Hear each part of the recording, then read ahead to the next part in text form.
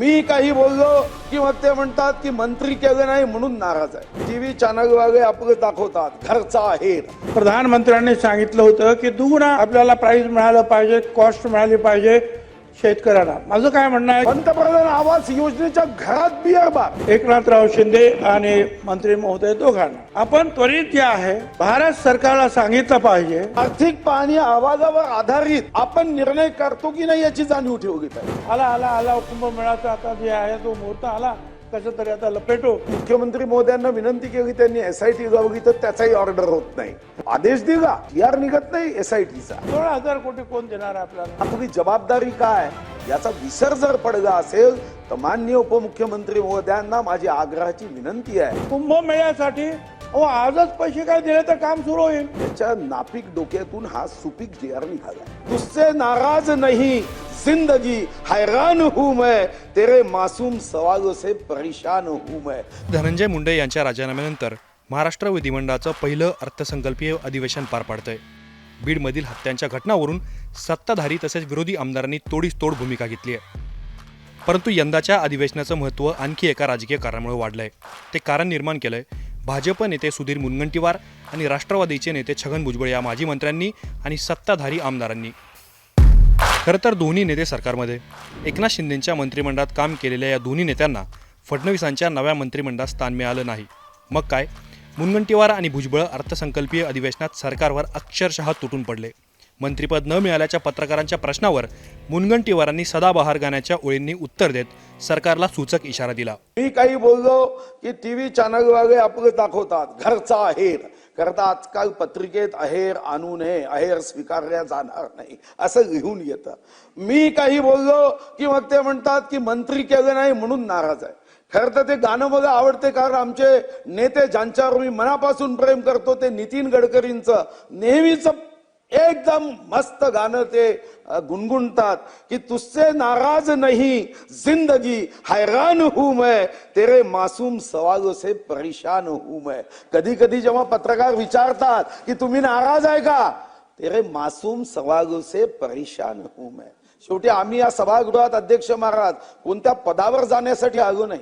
निवडणूक जिंकणे हे आमच्या आयुष्यात लक्ष्य नाही। आमच्या मतदारसंघाच्या दीनदुर्बल शोषित पीडित अंध अपंग निराधार सह्याचं मन जिंकणं यासाठी अध्यक्ष महाराज आम्ही इथं मुद्दे मांडतो। मी माननीय उपमुख्यमंत्र्यांच्या लक्षात आणून देतो। महाराष्ट्रात कंत्राटदारांचे हजारो कोटी रुपये थकल्याचं प्रकरण कोर्टामध्ये पोहोचलं। हा मुद्दा विरोधक उचलतील अशी चर्चा सुरू असताना या प्रकरणात अचानक माजी मंत्री छगन भुजबळांनी एंट्री मारली। सभागृहात सगळ्यांच्या समोर भुजबळांनी सरकारला जबाबदारीची आठवण करून दिली। आता त्यांना सुद्धा माहिती आहे, काही वेळा त्यांनी सांगितलं, मला सुरुवातीलाच सांगायचं आहे की या बाबतीमध्ये चांगलं काम असलं तरी विरोधी पक्ष नेते किंवा विरोधी पक्षाचे असामान्य सदस्य हे विरोध करणार, पण त्यातल्या काही गोष्टी ज्या आहेत त्या एक व्हिसल ब्लोअर म्हणून जे की जागा करण्याची एक पद्धत आहे किंवा आपण कुठे चाललोय याच्याकडे अधिक लक्ष जे आहे वेधण्याचं काम जे आहे सदस्य करत असतात। त्यामुळे त्याची गांभीर्यानं दखल घेणं हे सुद्धा आवश्यक आहे असं मला वाटतं। जयंतराव पाटलांनी सांगितलं की अरे बाबा हे तुम्ही पैसे दिले ते SC आणि STच्या याच्यातून सुद्धा पैसे काढले दिले, याच्यापूर्वी किती आपणच जे आहे किती वेळा असं केलेलं आहे की एखादी वेगळी योजना आली तर आपण ते पैसे जे आहेत त्यांच्यासाठी जे आपण घेतो ते पैसे त्या भागामध्ये वापरतो आपण। आता याच्यामध्ये त्यांनी वापरले असते। तुम्ही आता सांगितलं का की मला तुम्ही सांगा की एवढे पैसे लोकांचे द्यायचे राहिले। आज नाही, मी आज अनेक वर्ष पाहतोय दरवर्षी जे आहे हे कंत्राटदारांचे पैसे द्यायचे राहतात आहे PWDचे, मग पुढे ऑनगोईंग सुरू राहत आहे, थोडे मागचे दिले जातात। आता असं एकतरी वर्ष मला दाखवा की आता सगळे PWDचे जेवढी कामं झाली त्याचे पैसे तुम्ही सगळे देऊन टाकले। विधानसभेमध्ये एकीकडे छगन भुजबळ आक्रमक होत होते तर दुसरीकडे सुधीर मुनगंटीवार हे सरकारची अक्षरशः पिसं काढत होते। अधिकारी मुद्दे का सोडवत नाही असा सवाल करताना मुनगंटीवारांनी या प्रकरणात थेट मुख्यमंत्र्यांनी लक्ष घालावं अशी मोठी मागणी करून टाकली। एका गोष्टीकडे सन्माननीय अर्थमंत्र्यांचं मी लक्ष वेधले, धीरे धीरे उदासीनता वाढते। जेव्हा ही अर्थसंकल्पावर चर्चा व्हायची अध्यक्ष महाराज तुमच्या उजव्या बाजूला सारे महत्वपूर्ण अधिकारी बसून असायचे। मी मगापासून बघतोय की धीरे धीरे ते रिकाम होते. या विधानसभेत चर्चा होते, यामध्ये काही मुद्दे येतात, या मुद्द्यावर आपलं काही कर्तव्य आहे, ते मुद्दे सोडवण्याची जबाबदारी आहे. 7वा वेतन आयोग आपण घेतोय, 2,80,000 कोटी हे राज्याच्या जनतेच्या कष्टाचा पैसा हा आपल्याला दिला जातोय. पण आपली जबाबदारी काय याचा विसर जर पडला असेल तर माननीय उपमुख्यमंत्री महोदयांना माझी आग्रहाची विनंती आहे की त्यांनी या गोष्टींनी लक्ष दिलं पाहिजे. मुनगंटीवारांनी मुख्यमंत्र्यांना टोले मारले, मग शांत बसतील ते छगन भुजबळ कसले. लोकसभा निवडणुकीत महायुतीला झालेल्या जखमेवर भुजबळांनी बोट ठेवलं. कांदा प्रश्न ज्वलंत असणाऱ्या बहुतांश मतदारसंघात भाजपचा पराभव झालेला. पंतप्रधानांच्या आश्वासनाची आठवण करून देताना भुजबळांनी सरकारला एकामागून एक खडे बोल सुनावले. काही शेतकरी पाण्याच्या टाकीवरून चढले आहेत आत्महत्या करण्यासाठी. पोलीस तिथले ऑफिसर्स त्यांना समजवण्याचा प्रयत्न करतात. अध्यक्ष महोदय, मंत्र्यांबरोबर माझी उपमुख्यमंत्री आणि आताचे म्हणजे एकनाथराव शिंदे यांचं मी लक्ष मला वेधायचं आहे. या देशातील कांद्याच्या उत्पादनापैकी 60% कांदा या राज्यात आणि या राज्यातील जो कांदा उत्पादन होतो त्यातला 60% कांदा हा नाशिक जिल्ह्यातला आहे. अध्यक्ष महोदय, आज एकदम भाव पडलेले आहेत. झालंय काय की खर्च वाढलेला आहे अध्यक्ष महोदय, आणि या खर्चामुळे जे आहे आज प्रति क्विंटल 1,500 रुपये खर्च येतो आहे प्रति क्विंटल. सन्माननीय प्रधानमंत्र्यांनी सांगितलं होतं की दुगुणा आपल्याला प्राइस मिळालं पाहिजे, कॉस्ट मिळाली पाहिजे शेतकऱ्यांना. माझं काय म्हणणं आहे की 1,500 जाऊ द्या, त्यातला 750 रुपये जरी दिले, 2250, तरी मला असं वाटतं की ते त्याच्यामध्ये काहीतरी अर्थ निर्माण होईल. मुंबईतील मेट्रोच्या कामांची नव्याने चौकशी लागली आहे. यावरून शिंदे फडणवीसांमध्ये राजकीय कुरघोडी असल्याची चर्चा सुरू आहे. असं असताना मुनगंटीवारांनी मुंबईतील विकास कामांचा उल्लेख केला आणि त्यानंतर सरकारला मोलाचा सल्ला देखील देऊन टाकला. जेव्हा बजेट वाचलं जातं तेव्हा मुंबईच्या आसपासचा कोणताही प्रकल्प असेल तर काय सांगितलं जातं, जपानच्या कॉन्ट्रॅक्टरांनी केला, जपानच्या टेक्नॉलॉजीमध्ये हा होतोय. अरे कधीतरी महाराष्ट्राच्या चंद्रपूर जिल्ह्याचा एखादा उद्योगपती तो करतो आहे, हा भाव तिथं नाही. आणि ही मात्र गोष्ट लक्षात घेऊन या महाराष्ट्राच्या अमृत महोत्सवी वर्षाचा विचार करत पुढच्या 10 वर्षाचा आराखडा हा मात्र अर्थसंकल्पामध्ये डोकावला गेला पाहिजे. आणि ही आपली अध्यक्ष महाराज जबाबदारी आहे. लोकसभा निवडणुकीत भुजबळांनी पीएम मोदींना पत्र लिहिलं होतं. आताही भुजबळांनी तोच मुद्दा उपस्थित केला. उपमुख्यमंत्री एकनाथ शिंदेसह मंत्र्यांना सल्ले देताना भुजबळांनी थेट केंद्राकडे जाण्याचं साकडं सरकारला घातलं. एकनाथराव शिंदे आणि मंत्री महोदय दोघांना आपण त्वरित जे आहे भारत सरकारला सांगितलं पाहिजे की तुमचं 20% निदान जो काही निर्यात मूल्य आहे ते ताबडतोब हटवण्याची गरज आहे आणि ते होऊ शकतंय. फक्त तुम्ही जाऊन त्यांना ते सांगितलं पाहिजे. अध्यक्ष महोदय, याच्यात काय करता येईल आपल्याला? अध्यक्ष महोदय, याच्यामध्ये आपल्याला एक करता येईल की हा नेहमी जो आहे उत्पन्न होणारा हा जो प्रश्न जो आहे त्याच्यामध्ये जर आपण कांद्याचा खर्च 1,500 रुपये, 50% नफा, 2250 रुपये आधारभूत किंमत ठेवावी असं राज्य सरकार आपल्या भारत सरकारला सांगेल काय? विरोधी नेत्यांनी अजितदादांच्या अर्थसंकल्पाची चीरफाड केली. या सुधीर मुनगंटीवारांनी मागे राहणं पसंत केलं नाही. अर्थसंकल्पावर बोलताना मुनगंटीवारांनी अजितदादांच्या निर्णयावर नाराजी व्यक्त केली. तसेच मुख्यमंत्र्यांनीही यात लक्ष घालण्याची अप्रत्यक्ष विनंती मुनगंटीवारांनी करून टाकली. अर्थसंकल्प मांडताना राज्याची आर्थिक पाहणी अहवालावर आधारित आपण निर्णय करतो की नाही याची जाणीव ठेवली पाहिजे. अध्यक्ष महाराज, आता दरडोई जिल्हा उत्पन्न आपण 5व्या क्रमांकावर आहे खरंय, पण दरडोई जिल्हा उत्पन्नामध्ये अध्यक्ष महाराज फक्त 7च जिल्हे पुढे आहे.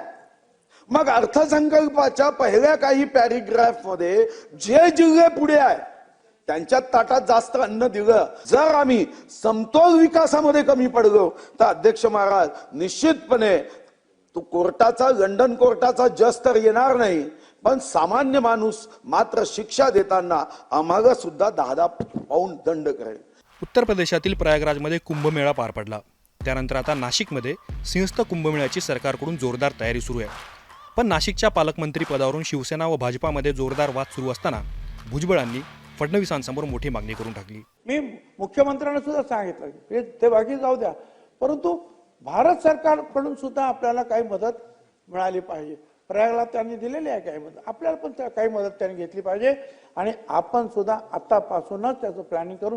ही चांगली गोष्ट आहे की मुख्यमंत्री स्वतः म्हणजे त्याच्यामध्ये लक्ष घालतायत आणि म्हणून ही जी कामं जी आहेत आता वेळेवर सुरू झाली तर ती क्वालिटी कामं होतील. नाही पेक्षा जे आहे आला कुंभमेळ्याचा आता जे आहे तो मुहूर्त आला, कसं तरी आता लपेटो आणि मग सगळं जे आहे कामाचं जे आहे ते जेवढं चांगलं पाहिजे तेवढं काम जे आहे ते काय होणार नाही. बहुमताने सरकार आल्यानंतर लाडक्या बहिणींना 2100 रुपये देण्याच्या घोषणेवर बोलायला महायुतीचे नेते कचरताना दिसतात. यावरून सुधीर मुनगंटीवारांनी डायरेक्ट खोडावर घाव घातला. जबाबदारीचं भान करून देताना त्यांनी मानसिकता नेमकी कुणाची खराब आहे याचा सुद्धा खुलासा करून टाकला.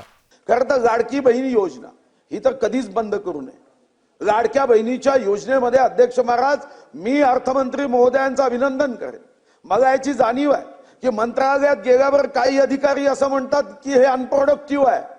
माझं मत आहे अध्यक्ष महाराज, हे अनप्रोडक्टिव्ह नाही आहे, हे आमचं दायित्व आहे, ही आमची जबाबदारी आहे.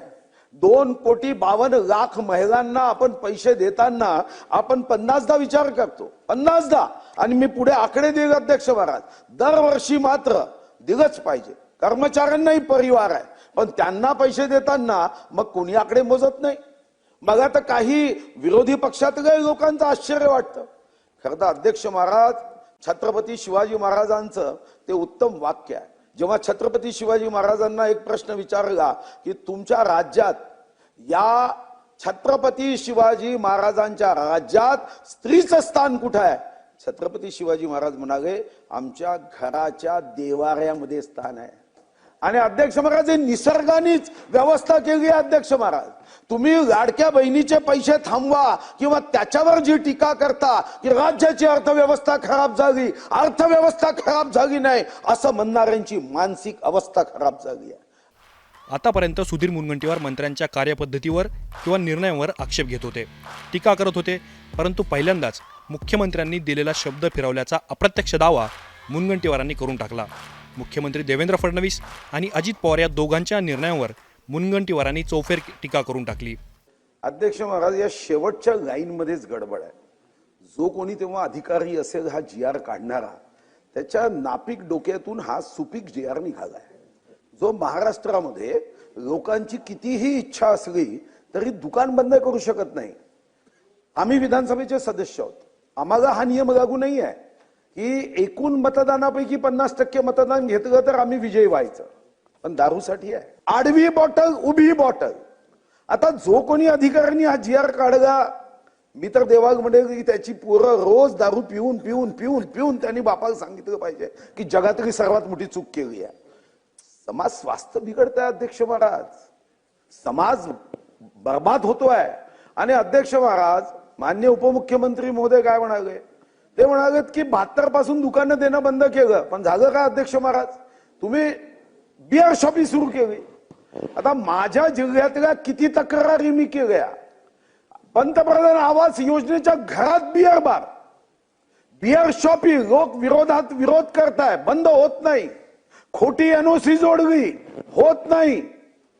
शेवटी मी मुख्यमंत्री महोदयांना विनंती केली, त्यांनी SIT लावली तर त्याचाही ऑर्डर होत नाही. आदेश दिला, GR निघत नाही SITचा. माझी आदरणीय उपमुख्यमंत्री महोदयांना खूप हात जोडून विनंती आहे की आपली अर्थव्यवस्था दारुड्याच्या बॉटलवर उभी राहता कामा नये. अधिवेशनात मुख्यमंत्री, उपमुख्यमंत्री किंवा मंत्र्यांना घेणाऱ्या मुनगंटीवारांनी विधानसभा अध्यक्ष राहुल नार्वेकर यांना देखील सोडलं नाही.